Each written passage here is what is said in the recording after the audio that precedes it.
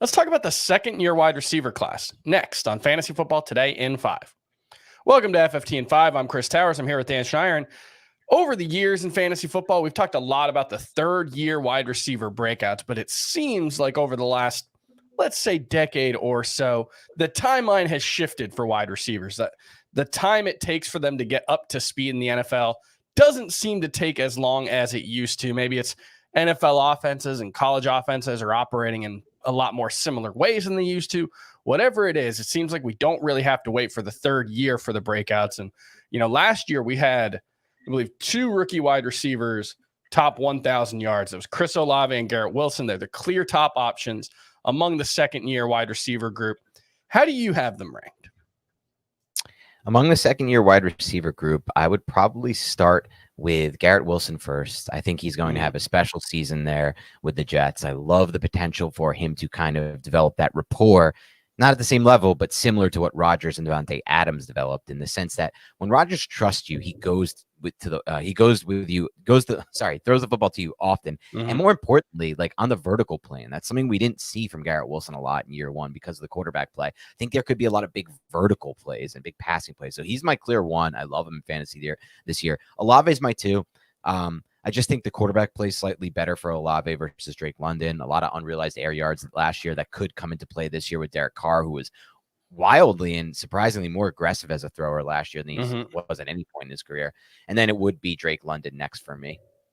Yeah, the big question for me with Olave in particular is just, the Saints have been a fairly low volume pass offense the past couple of years, but I wonder how much of that was just, we didn't like our quarterbacks and we want to push the ball more. And that's why they went out and aggressively got Derek Carr before free agency even opened. They didn't even wait to see who else was going to be available. They went out and got him. So I do think they might throw the ball more. And obviously Michael Thomas could, have a high target share, but Chris Olave is, I think, going to be the big play guy in this offense. And I think should be the number 1 wide receiver.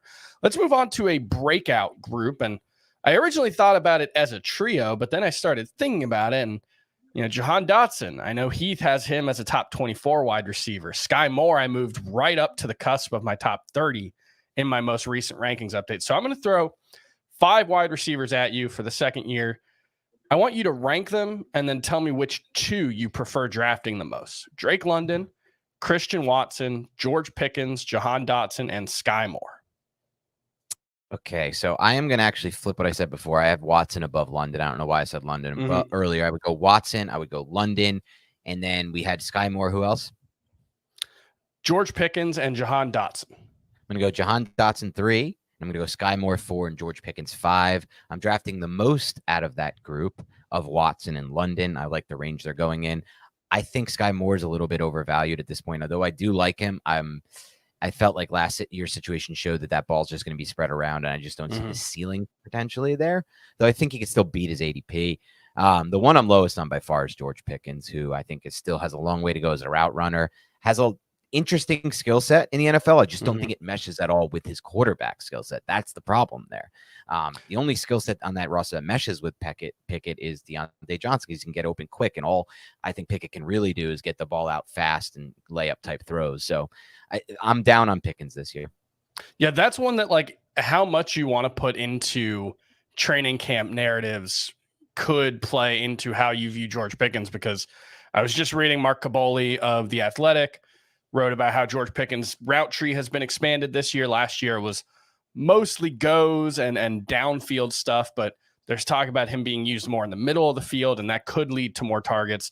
And Kenny Pickett has gotten pretty good reviews out of camp so far. So if you do think that offense is going to take a step forward and Pickens is going to be a big part of that, there could be some value there. But I agree with you. I have them ranked pretty similarly. I do have Sky Moore, then Dotson, then Pickens among that bottom 3.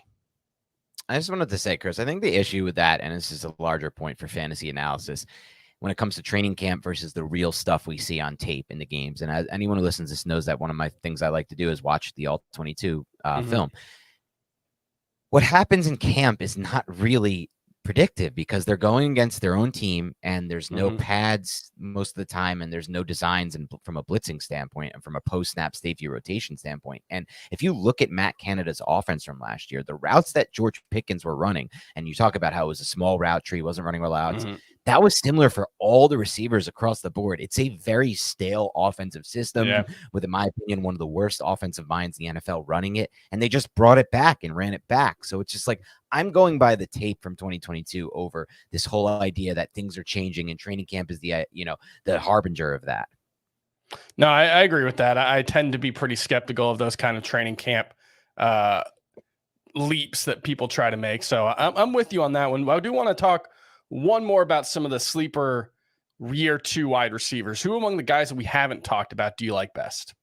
Yes, it's Alec Pierce for sure. I think we've seen throughout the preseason and training camp, and I just said don't go too much on training camp, so let's lean on the preseason, that Pierce's skill set fits what Anthony Richardson wants to do more, and that's going to be those vertical shots. And Pierce was a good vertical player at Cincinnati with Desmond Ridder. He has good speed. He has good leaping ability. He has good body control in the air. So I really like Alec Pierce to be a sleeper candidate out of these year 2 receivers. And I'll throw Treylon Burks out there, who's recovering from a knee injury suffered in training camp. Not clear if he's going to be ready for week 1.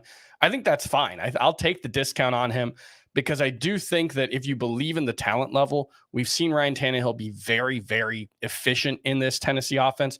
We saw him, have both Corey Davis and A.J. Brown be fantasy relevant in the same season. So there is room for 2 wide receivers in this offense if Treylon Burks can be a high-level playmaker. I still like the potential there, and obviously he's got an opportunity when he comes back from that knee injury. So hopefully he'll take advantage. And that's going to do it for FFT and 5. We'll see you tomorrow.